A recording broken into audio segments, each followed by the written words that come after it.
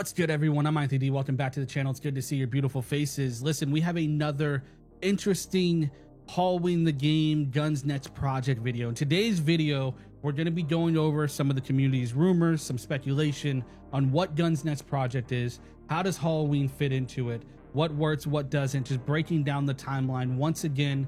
And then towards the end, we're going to talk about kind of some things that I feel is going to be needed if Guns Nets project is Halloween.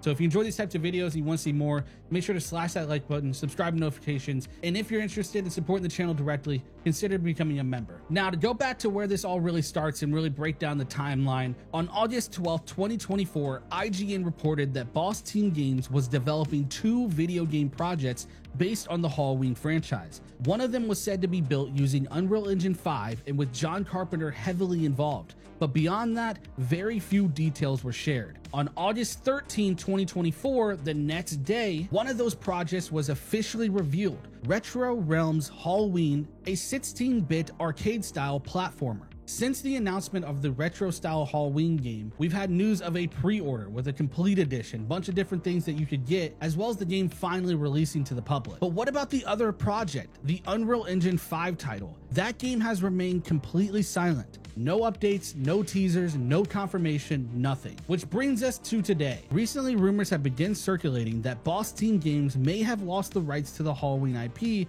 and the project has quietly shifted hands. June 20th, 2025, a creator by the name of Slasher Radio released a video claiming that according to sources close to Gun Interactive and Boss Team Games, Boss Team no longer holds the Halloween license and Gun may have stepped in to acquire it. If this is true, this means that IllFonic would have been the development team behind Boss Team's Halloween, with Boss Team being the publisher and license holder, which is something that was never confirmed. Again, we didn't know anything about this game other than it being in Unreal and having John Carpenter involved. We didn't know who was actually developing it. This rumor would point out that IllFonic would be the team behind it. Something may have caused a fallout between Boss Team Games and the Halloween rights holders, which, given IllFonic's history with Gun on Friday the 13th the game, it would make perfect sense for them to reunite and finish the project under new management. We've kind of gone over this before, but what exact evidence is pointing towards Guns Nets project being Halloween the game? Once everything was laid out, it was kind of pointing towards Guns Nets game being Halloween. The only thing holding it back, honestly, was Boss Team's involvement. A Gun/Boss Team co-publishing arrangement just never seemed likely, but now if Boss Team is completely out of the picture, that kind of changes everything. The signs of it being Halloween are suddenly much more convincing. Gun Interactive and IllFonic are confirmed working together again. These two teams have experience with major horror IPs like Friday the 13th, Predator Hunting Grounds, and the Texas Chainsaw Massacre. Kane Hodder is also confirmed to be involved in the mocap process. Whether he's doing mocap for a character or serving as a stunt coordinator is not exactly clear. Scout Taylor Compton, Laurie Strode, and Rob Zombie's Halloween has posted photos from a mocap studio with Gun team members. She previously worked on mocap for both of Gun's prior games, making it likely that she's probably involved, even though it hasn't been confirmed yet. We just have those photos. And now with the rumor that Boss Team Games has lost the license, kind of ties it all together. It would finally clear up the IP rights and explain the lack of news and updates around this Unreal 5 Halloween game. Now, it's not that far-fetched that the Unreal Engine 5 Boss Team Games Halloween is just being developed currently quietly. We saw this kind of with the Jurassic Park game where they announced it and then went dead quiet for a while. I think we did eventually get like one or two social media posts, and then now things are starting to come out with it. So it could be that the Halloween game just hasn't reached that part yet. But again, this is kind of going off all the evidence that we have here, as well as this new rumor that Boss Team Games lost the license. With all of that said, there is still something that people keep pointing out, and that would have to do with Kane Hodder's involvement in this process. The idea of Kane Hodder playing Michael Myers. If John Carpenter is still closely involved, like previously reported, and Gun continues to prioritize authenticity in their horror IPs, it would make sense to cast Nick Castle or James Jude Courtney, both of which who have played Michael Myers on screen.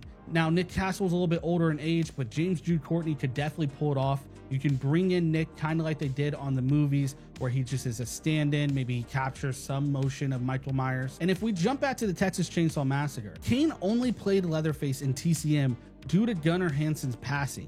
It was more of a tribute role for him, and he had a personal close connection, so that's why he felt he could take some of Gunnar Hansen into his performance of Leatherface, which is just not the case with the Halloween franchise with Nick Castle and James Jude Courtney. However, something that is very clear here, Gunn clearly likes working with people that they have prior experience with. Going with Black Tower Studios for TCM. They kept working with Kane and Scout, and now they're reuniting with IllFonic. That strong working relationship might be why Kane's involved again. Or maybe he could be doing mocap for some sort of special skin, sort of like how we have Savini Jason in Friday the 13th, or the Nicotero Leatherface in TCM. Could Kane Hodder be playing a original look of Michael Myers as some sort of special DLC in a Halloween game? He could be serving as a stunt coordinator for Nick Castles and James Jude Courtney. Kane is kind of in a special class of like horror actors who work in video games. The guy has done it a few times now and knows his way around this. There's not a ton of horror actors that can say the same. So him being on set, possibly coaching talent from the Halloween franchise, seems realistic to me. All of this is very interesting, and it's cool to see the community kind of push and pull in different directions. It's fun to like be excited about this kind of stuff again, but Halloween is a big franchise and it deserves something special.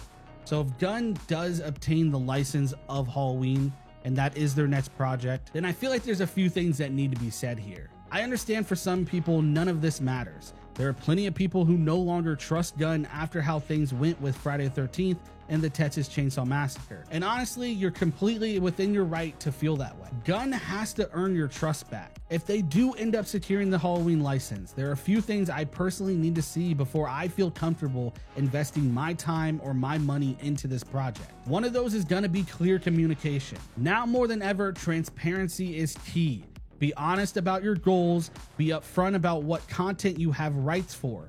Don't leave us guessing about what's coming, or worse, what's not coming. Let's try our best to avoid another Uber Jason or Chop Top situation. Next, personally, something I want to see is a real roadmap with some real follow through and actually hitting our dates. Give us a roadmap that lays out your plans, content updates, patch timelines, and most importantly, stick to it the best you can. Keep the community in the loop at every step. I understand delays are a real thing, but communication makes all the difference. And honestly, one of the most important things is a long-term game design, thinking about the future. Build a game with real longevity. That means unlockables, free rewards, progression system, a reason to keep playing. Create something that respects a player's time and gives their hard work something to reward for. Now more than ever, there's so many more asymmetrical games kind of popping up. Everything's pulling everybody's attention in different ways. You need a reason to keep playing this game. Creating a fun game is not enough anymore. It just doesn't work like that. And I know all of that is much easier said than done in the world of game development, something that is just becoming constantly more complicated and constantly more expensive. But I think it's important to hit these goals. And if Gunn wants to win back the community and earn that trust back, kind of get the morale of everything back to where it used to be, I think that's what it's going to take. But that's all I have for you today. Kind of a little bit of a crazy one. What do you think? Do you think that Halloween the game is likely? Do you think that's Gunn's next project?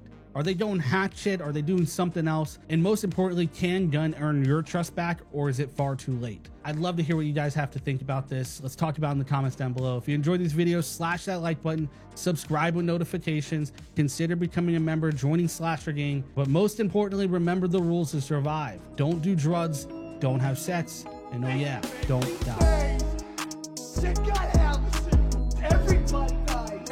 Everybody dies. These days, there are certain rules. Everybody dies. Everybody dies. You gotta have a sequel. You can never have sex.